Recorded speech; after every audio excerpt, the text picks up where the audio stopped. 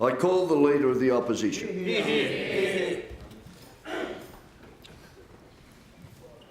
Mr Deputy Speaker, this is the government's eighth budget. Eight budgets for a government well into its eighth long year. A government defined by three characteristics: an ideological obsession with privatisation, waste and incompetence in the delivery of projects, and the wrong priorities. Liberals and Nationals are above all else committed to privatisation, in any circumstance, on any occasion. It's their answer to everything. Given the choice, they'll always side with the banks and the big end of town rather than with the community. Over $50 billion of public assets have been sold, with serious consequences for the long-term health of our economy. In 2014, they sold the Liddell Power Station to AGL for effectively nothing, despite the ACCC telling them it would mean higher electricity prices. Liberals and Nationals didn't care that high power bills hurt every household and business. They just wanted to privatise. And now, just 4 years later, we have the bizarre spectacle of the Deputy Premier wanting to nationalise Liddell, to buy it back. Well, here's some advice for this Bombala Bolshevik. If you didn't privatise it, you wouldn't have to nationalise it. In 2015, the Premier sold Vales Point Power Station for $1 million. The new owners promptly valued it at $730 million. All that priceless banking experience she brings to the table. Imagine what $730 million could do for our schools and hospitals. Liberals and Nationals promised that electricity privatisation would mean lower power bills. Instead, high prices punish families and power shortages damage industry. The port privatisations, thwarting competition, entrenching a private monopoly. Secret deals deliberately designed to hurt Newcastle and the Hunter by making it economically impossible to develop a container terminal. In an open trading economy like ours, ports are an essential piece of infrastructure. Instead of promoting competition to boost productivity and lower costs, the Liberals and Nationals entered into secret deals to stifle investment, hurt exporters, and block jobs growth. If such an anti-competitive arrangement were ever concocted in the private sector, the participants would be jailed. The Liberals and Nationals were so ashamed of what this privatisation has done to Newcastle, they tried to hide the truth. Well, I welcome the ACCC's investigation into the ports and await the findings with great interest. Let's turn to hospital privatisation. Across regional New South Wales, at Shellharbour, Maitland, Wyong, Goulburn and Bowral, communities know what the Liberals and Nationals tried to pull off: to put profits before patients and privatise our great public hospital system. In the face of massive opposition from health workers and local communities, we've seen them back away for now. But we know it's just a short-term political fix, an attempt to get them through the next election. Because the Liberals and Nationals only believe in one thing above all else: privatisation. The Treasurer himself calls it the golden key. They even want to privatise the ABC.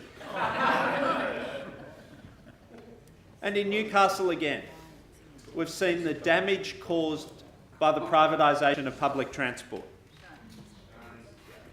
Over 1,000 people came to a public meeting at Belmont to protest. I met Pauline Graham of Belmont North. Pauline has a granddaughter, Talia, who has multiple disabilities.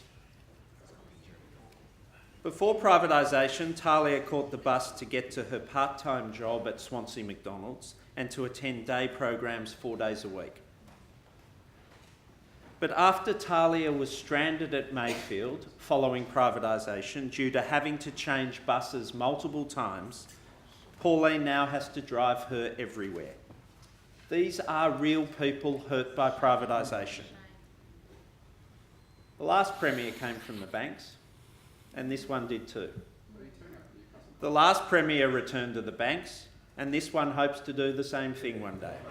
A banker-led government, always selling the people's assets, always hurting the people on the way through.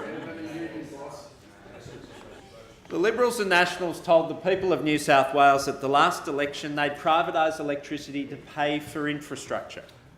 They guaranteed that electricity prices would not go up after privatisation. They lied. Prices went up by 20% last year alone.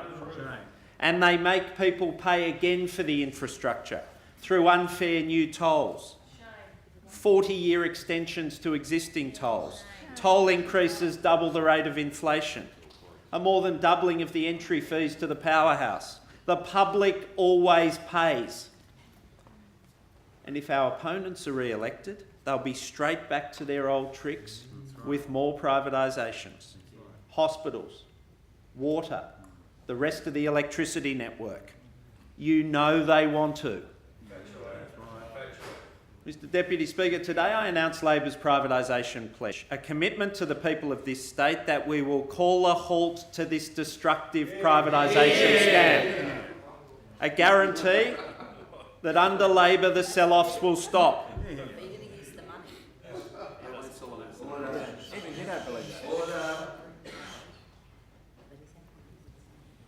Under Labor, the sell-offs will stop. Under Labor, no privatisation of our public hospitals, no privatisation of water, no more electricity privatisation, and no privatisation of public transport services. Yeah.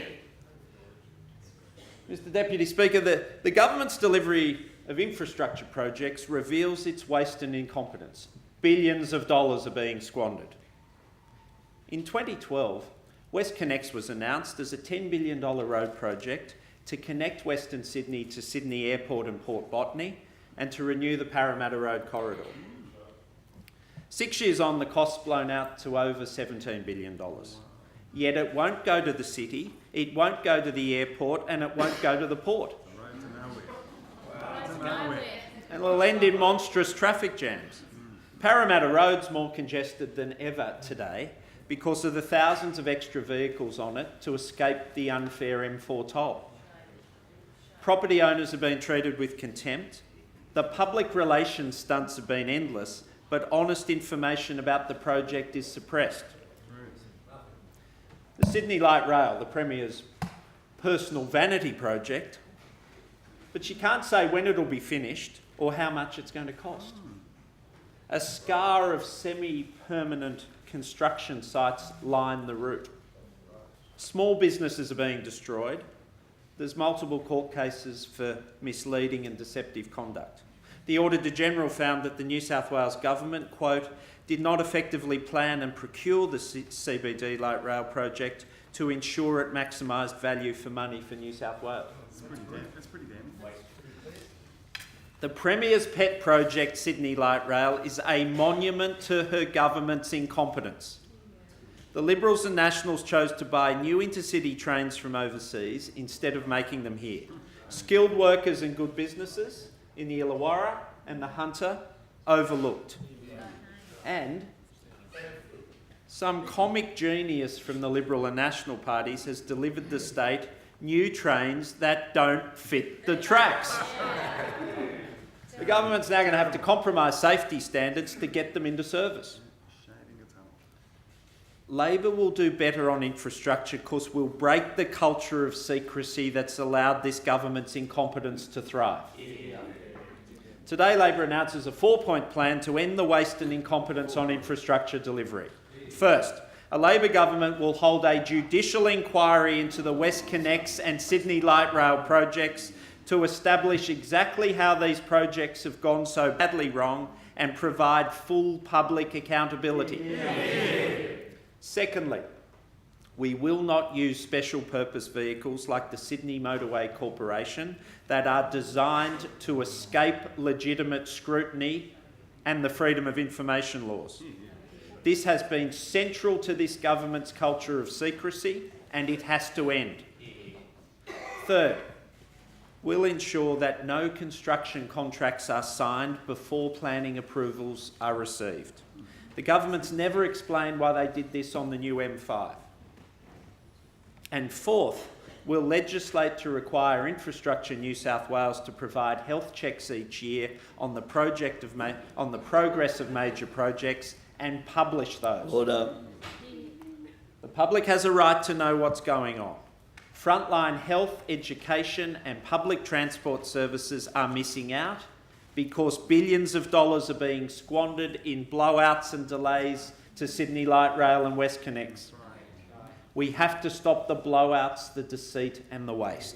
The 4 measures I've announced today will end the secrecy and provide a cleansing dose of transparency. Mr Deputy Speaker, a new fast rail line between Westmead, Parramatta and the Sydney CBD, the Western Metro, is Labor's top transport priority. It'll connect the 2 major centres of the Sydney metropolis and reduce travel times between those centres. It'll greatly improve public transport for 3 million Western Sydney residents. Labor's sense of urgency about this project is shared by Infrastructure New South Wales. They advised the government this year that the Western Metro is a higher priority than both the Northern Beaches Tunnel and F6. I quote, Infrastructure New South Wales. They say, Infrastructure New South Wales considers that the F6 extension and Beaches Link both need to be weighed carefully against other potential government sector investments. In a constrained fiscal environment, a near-term decision to invest in these new motorway connections serving the eastern harbour city may mean deferral of projects elsewhere in Greater Sydney, which may have greater city-shaping impacts. Unlike the government, the Labor opposition accepts the advice of Infrastructure New South Wales on this. A Labor government will deliver the Western Metro years earlier than a re-elected Liberal government would. Order. We'll reallocate... We'll reallocate billions tied up with the Northern Beaches Tunnel to the faster delivery of the Western Metro. The Premier should accept the advice of her infrastructure experts, swallow her pride and drop the Northern Beaches Tunnel. We know it was only ever a by-election stunt. And accelerate the Western Metro. Drop the Northern Beaches Tunnel. The political future of the member for North Shore is just not worth the cost. Mr Deputy Speaker, Labor's transport priority will be the Western Metro. We'll pursue this project instead of the Northern Beaches Tunnel. And we won't proceed with the Bankstown line conversion. The case for Metro Rail is to deliver Sydney new additional rail lines.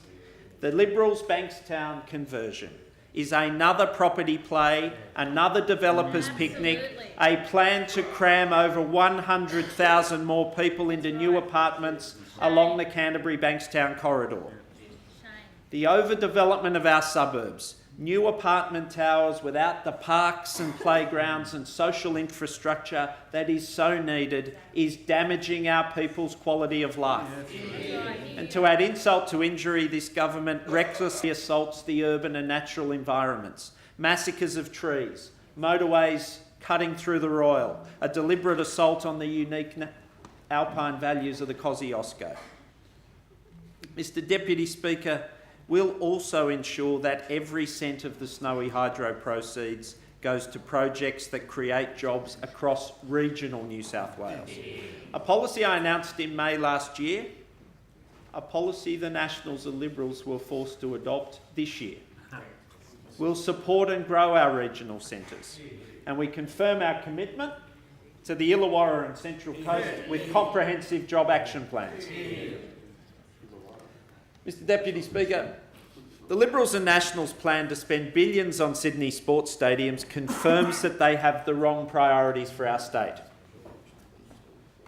My conscience tells me that it is wrong to spend $2.2 billion on Sydney stadiums when desperately ill people are turned away from mental health clinics, often with tragic results.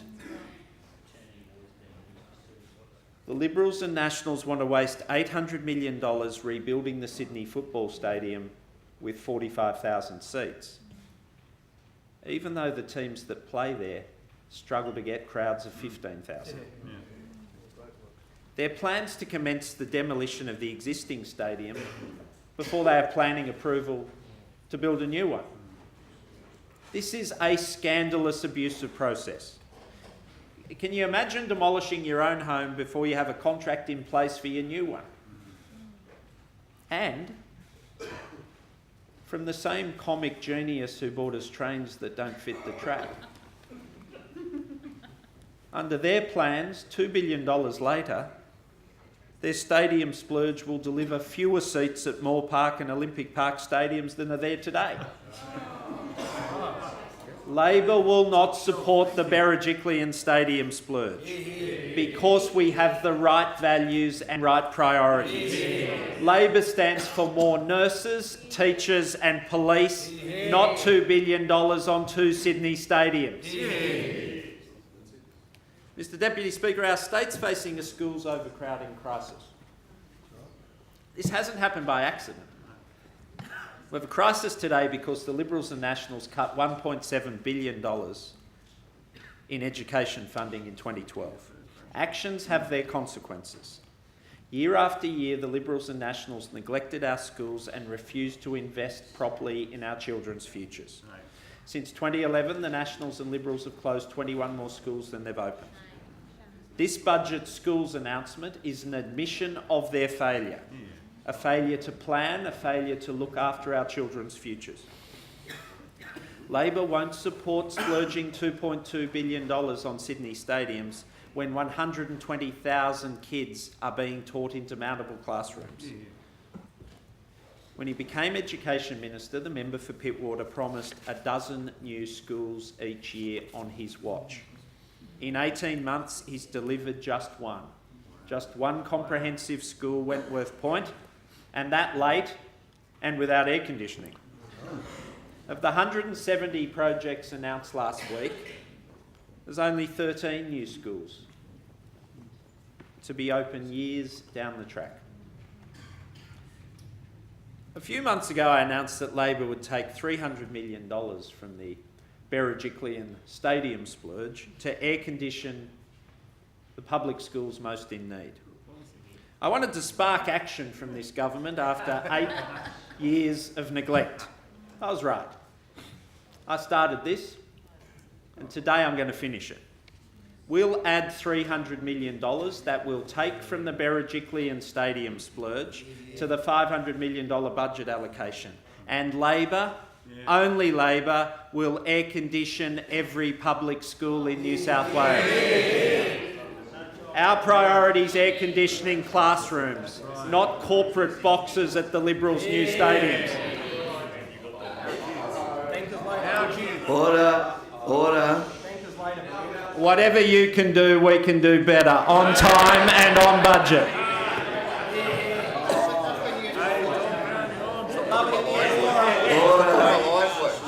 Order. Yours isn't an air conditioning policy, this is an air conditioning policy. Our summers grow ever hotter and ever longer. Labor won't leave our classrooms as the only non-air conditioned state government buildings. We won't put school children and their teachers through this. This forms part of our comprehensive plan for dealing with the schools overcrowding crisis. Surplus government land will go to build new schools and expand existing schools in an unprecedented schools building program. Every new public school will have childcare or before and after school care facilities on site. And all new schools, public, Catholic, independent, will be exempt from local infrastructure charges. When it comes to schools, Labor will always do so much more than the Liberals and Nationals. We'll put schools before stadiums. Mr Deputy Speaker, the heartlessness of our Conservative opponents is revealed by their treatment over the last 7 years of vulnerable children and families, people with disabilities and the aged. Their cuts and closures have hurt too many of our state's most vulnerable people. The Liberals and Nationals have now had 8 budgets to fix our health system. Instead, elective surgery waiting lists have grown to almost 78,000 patients and the hospitals are not properly staffed. Mental health services are inadequate. Drug rehabilitation services are underfunded as well. Sadly, too many families know damage that ice can do. This is a drug causing great damage right across our state. It's taking a heavy toll on our young people, especially in rural and regional communities. The number of deaths relating to methamphetamines doubled in 7 years. It's a devastating drug that causes violence and psychosis. It's destroying lives. Family members, friends, police, emergency and health workers bear the brunt of devastation this cheap and addictive drug causes. We can't keep doing what we are doing.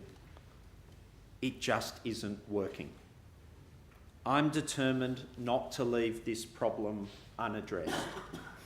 A Labor government will combat head-on the scourge of ice with our plan for compulsory detoxification and rehabilitation of severe ice addicts. We'll take the most dangerous ice addicts off our streets, out of our emergency departments, and get them the help they need. We'll open 6 clinics across the state for the mandatory detoxification and rehabilitation of patients with severe ice addictions who are a threat to the community and to themselves. There'll be 6 facilities, a total of 150 beds. 4 of the facilities will be located in regional New South Wales. The clinics will treat up to 1,300 ice addicts a year and will be staffed by specially trained nurses, health professionals and security guards. This is a health-based therapeutic approach and not a punitive approach to individual ice addicts. It protects the community and provides addicts with the intensive treatment they need to recover from their addiction. Mr Deputy Speaker, it's time for a decision on a final location for the new Tweed Hospital. The Nationals and Liberals and their member for Tweed have delayed this for too long. Labor rejects the National Party's push to overdevelop Kingscliff. A Labor government will build a new Tweed Hospital at Kings Forest, protecting our state's significant farmlands at Coogin. Mr Deputy Speaker, after 8 budgets, this government has a terrible record. A terrible record. Scandalous privatisations, soaring electricity prices, tolls, ports rorts, a school overcrowding crisis, MPs moonlighting as property developers, water theft, forced council mergers, greyhound bans, never-ending attacks on the environment, an undermining of the Independent Commission Against Corruption, waste, incompetence and blowouts on the WestConnex, Sydney Light Rail and other infrastructure projects. The government's 8th budget is not a budget for our state's future. It is a budget for a desperate campaign to attempt re-election. But all the media stunts, PR spin and pork barrelling can't hide the fact that at its core this government has the wrong priorities. It puts stadiums and schools before hospitals. After 8 budgets, the case for change is clear. Labor wants to build a secure future for everyone in this state, whether they live in Sydney or our great regional areas. Labor will govern for the long term, will rebuild TAFE, improve the quality of people's lives and put schools and hospitals before stadiums. Now more than ever, Labor stands for a fairer future with opportunities for everyone and a fair go for all.